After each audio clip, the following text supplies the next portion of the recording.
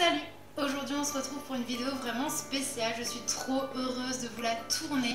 Comme vous pouvez le voir, on est dans ma cuisine, il y a des choses pour cuisiner. J'ai sorti aussi mon meilleur t-shirt de Noël, ma petite tasse, en bref voilà, je suis au taquet, je suis trop heureuse aujourd'hui parce que je vous tourne enfin une vidéo spéciale Noël. À la base, je devais vous tourner cette vidéo l'année dernière, mais c'était une vraie catastrophe. De 1, ça a commencé, je l'ai tourné et ma caméra m'a lâché en fait en plein milieu de ma recette. J'ai reçu ma nouvelle caméra avec laquelle je tourne en ce moment et depuis déjà plusieurs mois, sauf que je n'ai pas géré cette caméra puisque c'était ma première vidéo avec et j'avais eu un problème, je n'avais pas activé le micro via la caméra, etc. Enfin bref, c'était un calvaire, pas possible. Maintenant je vérifie toujours si le son est bien activé parce que j'ai un peu les boules, voilà, c'est un mauvais souvenir, mais bon, hein, c'est les débuts, c'est normal. Et donc du coup j'avais tourné toute la vidéo qui a fini à la poubelle puisque c'était impossible pour moi de vous faire une voix off.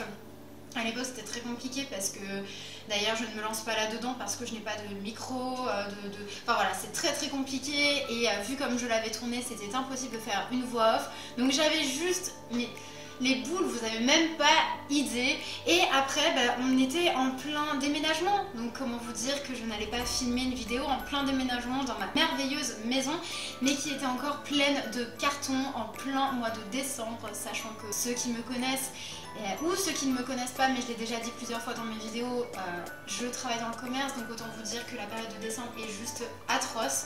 Donc voilà, ça y est, je peux enfin vous tourner cette vidéo, je suis trop heureuse, je suis trop contente. Et donc c'est parti. Aujourd'hui on se retrouve, comme vous avez pu le lire dans le titre, pour une vidéo recette. Et une vidéo recette bien particulière puisqu'elle est vraiment en lien avec Noël, en lien un petit peu aussi avec mon t-shirt. C'est une recette de butter bredele. Alors je m'excuse déjà d'avance pour la prononciation, je ne viens pas d'Alsace, ça fait plus de 15 ans que je vis en Alsace, mais voilà, des fois j'ai l'accent alsacien, mais pour certaines choses c'est un peu compliqué encore. Mais voilà, aujourd'hui on se retrouve pour une recette de butter bredele. Pour ceux qui ne le savent pas, j'habite en Alsace. Voilà, si vous ne suivez pas trop les vlogs, etc., parce que dans les vlogs je vous l'avais dit, mais voilà, j'habite en Alsace et en Alsace c'est Noël est juste super important. Autant en France on adore fêter Noël, mais autant en Alsace, vous voyez, c'est un niveau, je pense que Noël détrône toutes les fêtes qu'on peut avoir. Noël c'est juste super important en Alsace. Je pense que vous connaissez tous très bien les traditionnels marchés de Noël d'Alsace. Et donc voilà, hein, autant vous dire que moi je suis super heureuse parce que j'adore Noël et les traditions alsaciennes. Et une de ces traditions en Alsace est de faire des petits bredele. Donc les bredele sont les gâteaux de Noël. Et il y a plusieurs versions, il y a plusieurs bredele qu'on peut faire, il y a plein de gâteaux de Noël qu'on peut faire. Mais je voulais vous en présenter une parce que voilà, sinon ça allait être trop compliqué. Je ne sais pas si je vous ferai d'autres recettes cette année ou si j'en garderai pour les années prochaines. Mais en tout cas, aujourd'hui, on se retrouve pour la recette des butter bredele. C'est une recette qui est super facile à faire pour les adultes ou même pour les enfants, c'est super ludique. Donc vous allez avoir besoin d'un récipient, d'un fouet, un tamis comme ça, d'un rouleau à pâtisserie et moi aussi un accessoire vraiment qui n'est pas vital, mais j'ai un rouleau à pâtisserie avec des reliefs. Comme ça me permet d'avoir de jolis butter bredele avec des petits reliefs comme ça, je trouve ça trop mignon. Moi je l'ai acheté à Alice Délices, mais du coup ça vous pouvez en trouver sur internet, etc. Mais franchement j'étais trop fan et je trouve aussi personnellement que c'est un joli petit accessoire de déco aussi, enfin je le trouve juste magnifique dans une cuisine. Autre chose qui là par contre n'est pas optionnel et qu'il vous faut absolument, ce sont des emporte-pièces. Alors autant vous dire que j'ai 3 tonnes d'emporte-pièces, voilà, j'avais commencé à en acheter et j'ai ma grande copine Camille qui m'en a offert pour Noël, donc j'ai été trop heureuse. Donc vous avez plein de formes, vous avez des formats plutôt classique. Celui-ci par exemple je l'utilise pour pouvoir faire avec ce rouleau-ci. Vous en avez plein de différentes formes. Là vraiment généralement on privilégie des formes de Noël, donc des étoiles filantes, des sapins, enfin voilà. Mais vous faites ce que vous voulez, vous vous faites plaisir et surtout si vous faites avec vos enfants, franchement ils se feront plaisir. Donc voilà. On va aussi avoir besoin d'une poche à douille, ça c'est pour les décorations. Alors vous n'êtes pas obligé, les butter bredel classiques n'ont pas de glaçage, n'ont pas de décoration spécifique. Il y a juste besoin d'un jaune d'œuf en fait pour pouvoir les dorer et c'est tout. Mais voilà, moi j'aime bien aussi faire des petites décos sur les gâteaux, je trouve que c'est sympa. Donc du coup, poche à douille. Si vous n'avez pas de poche à douille, je pense que tout le monde connaît cette technique, mais je vous la partage quand même. Un sachet congélation, vous faites un tout petit trou au moment où vous avez besoin d'utiliser le glaçage et ça fonctionne très bien. Avant d'avoir la poche à douille, je faisais comme ça et ça fonctionnait très très bien. Et on va aussi et surtout avoir besoin de contenants. Là j'en ai une trop rigolote que j'adore, bien alsacienne à souhait, avec plein de références d'Harry Potter. Enfin voilà, je l'adore. Vous avez la traditionnelle, d'ailleurs celle-ci elle est à une copine Elisa, faudrait que je lui rende un jour, la prochaine fois que je la vois. Voilà, avec le Père Noël et la Mère Noël. Et dernièrement, parce que oui, en Alsace, on nous offre ça dans nos intermarchés, dans nos supermarchés, la boîte traditionnelle alsacienne avec la petite alsacienne et le petit alsacien. Il y a écrit la boîte à pâtisserie alsacienne. Je kiffe trop celle-ci. Voilà, je l'adore, je l'aime trop. Et donc c'est très important quand même d'avoir plusieurs boîtes parce que vous pouvez les partager en famille. Voilà pourquoi j'en ai plusieurs. Bon, celle-ci, il faut quand même que je la rende à ma copine. Mais voilà pourquoi j'en ai plusieurs. Et maintenant, on va passer aux ingrédients dont on a besoin. Pour cette recette, il vous faudra 250 g de farine, 125 g de beurre, donc là je l'ai fait ramollir pour pouvoir le travailler plus facilement, 125 g de sucre, 3 jaunes d'œufs qu'on va mettre directement dans la pâte, un jaune d'œuf en plus pour la dorure, donc c'est à vous de voir si vous voulez juste faire de la dorure ou si vous voulez faire des décorations avec un glaçage, d'une cuillère à café de levure chimique, d'un sachet de sucre vanillé et d'une pincée de sel. Du coup, on va commencer. D'abord, moi je retire tous mes bijoux. Parce que clairement à un moment je vais devoir mettre les mains à la pâte et ça va être catastrophique si j'ai mes bijoux. Et je vais m'attacher les cheveux aussi parce que ça va être 10 000 fois plus facile à cuisiner et au moins je suis sûre de ne pas mettre mes cheveux dans la pâte. C'est parti et je vais me laver les mains. Quand je vous dis qu'en Alsace c'est super important Noël, c'est que littéralement en plus je vis dans la ville où a été créé, si on peut dire ça comme ça, le sapin de Noël et on retrouve tout. On retrouve les maniques de Noël, on retrouve les essuie-mains de Noël. Quand je vous disais que les petits bonhommes en pain d'épices étaient super importants en Alsace, c'est vraiment le cas. Et donc là, j'ai toute une maison remplie de trucs alsaciens et c'est kitschissime, mais j'adore. Ça y est, mes mains sont propres, mes mains sont sèches et on va commencer tout de suite la recette. J'ai aussi oublié de préciser, mais pour la décoration, donc vous aurez besoin de petites billes comme ceci et de colorants. J'ai allumé mon four et donc là, c'est parti. On va venir mélanger le beurre, le sucre vanillé et le sel.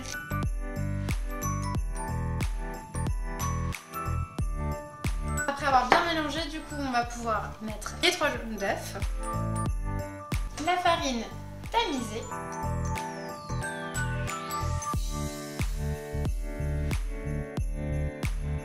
ça y est, là on commence à travailler les petits biscottos là.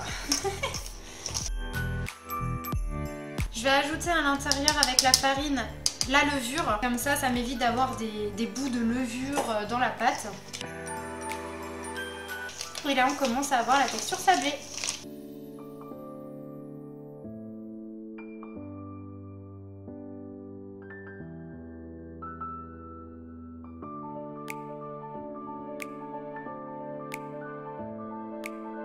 Ça y est, maintenant notre pâte est prête. Autant vous dire que c'était vraiment très facile et c'est pour ça que je vous disais que le faire avec des enfants c'est super chouette. Quand votre pâte est terminée, vous faites une jolie boule et il faut que la pâte pose pendant 2 heures sans être touchée et vous devez mettre un film étirable alimentaire par-dessus.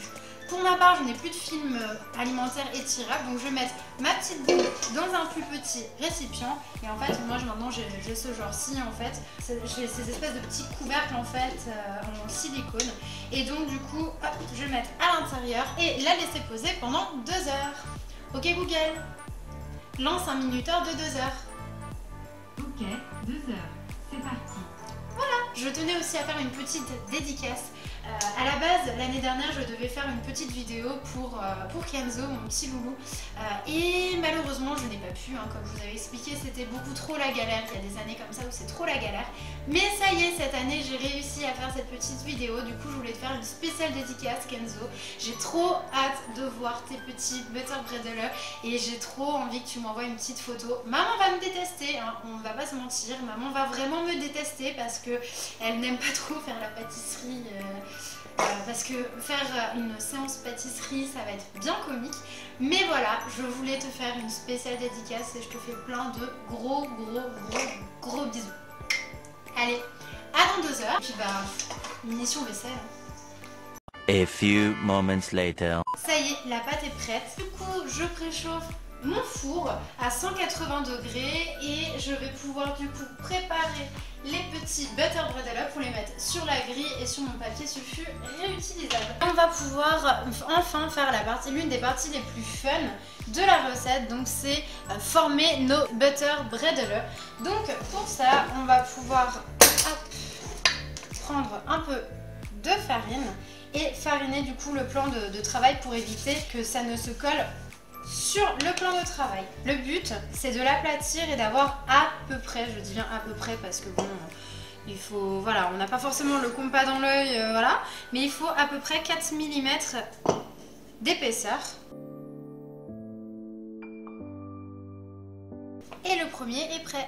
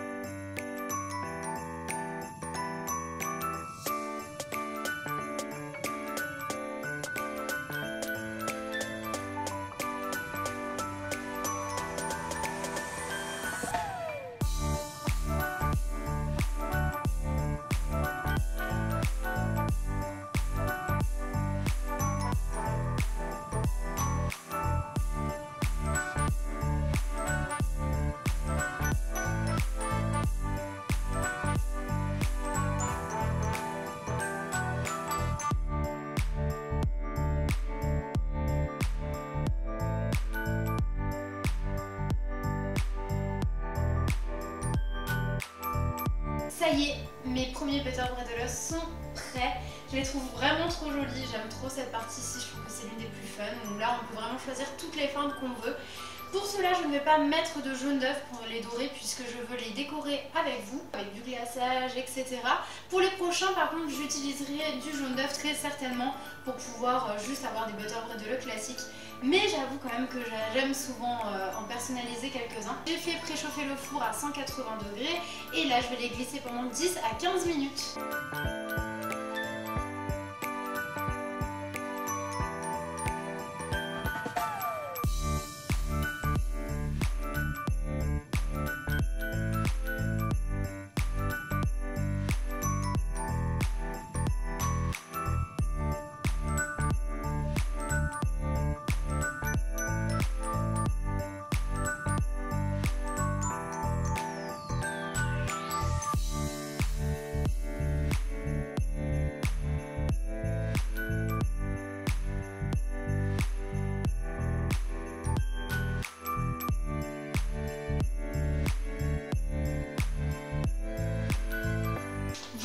Il n'y a pas tout encore, mais du coup je vais les mettre de côté, comme ça je vais pouvoir les faire refroidir assez rapidement et comme ça je pourrai aussi vous montrer comment je les décore.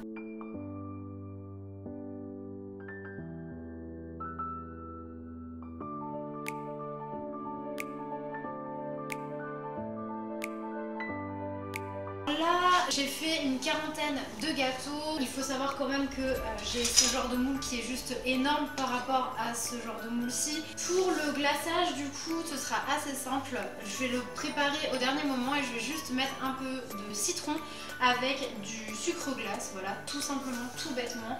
Et après, si vous le désirez, vous pouvez mettre des colorants. Donc moi, c'est des colorants que j'avais achetés en supermarché. Les premiers qui sont sortis du four sont enfin froids.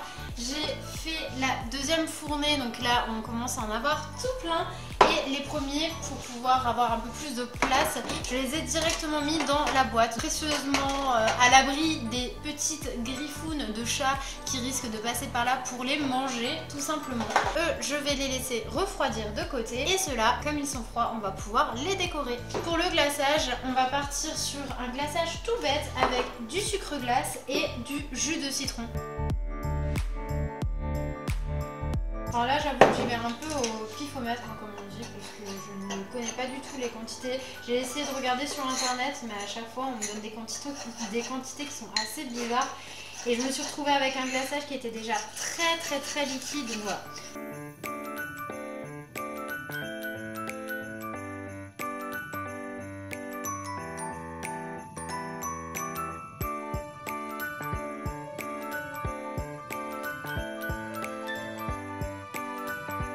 Plein de billes de couleurs, chocolat, etc.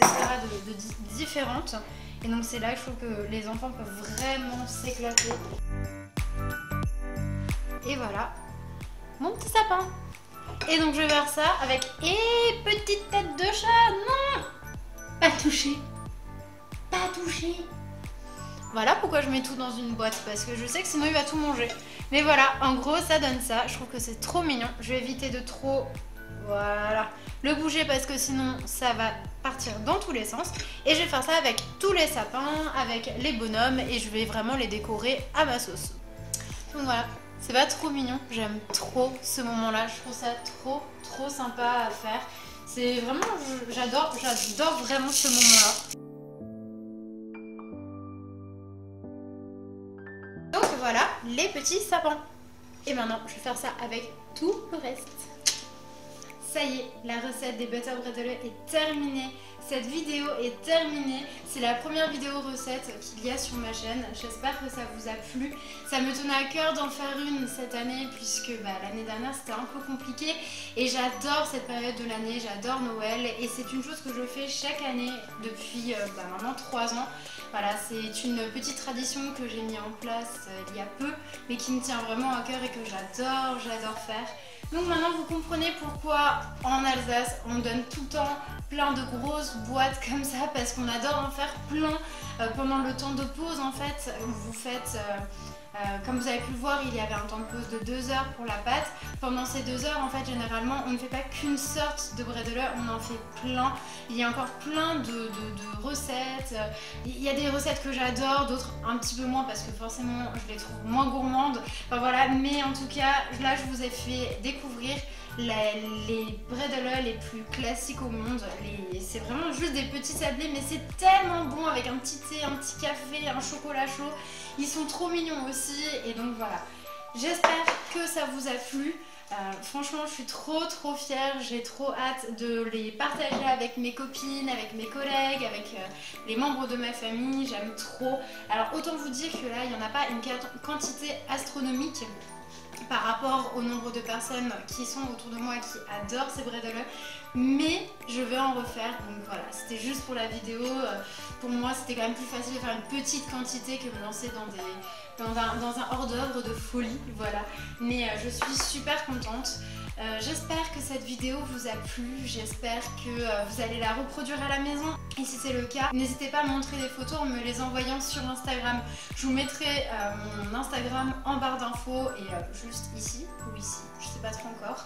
Mais voilà, je vous mettrai mon compte Instagram et j'attends avec plaisir vos photos de bredela, vos décorations, vos bredela à votre sauce, parce qu'on peut vraiment faire toutes les formes, toutes les tailles, enfin, voilà.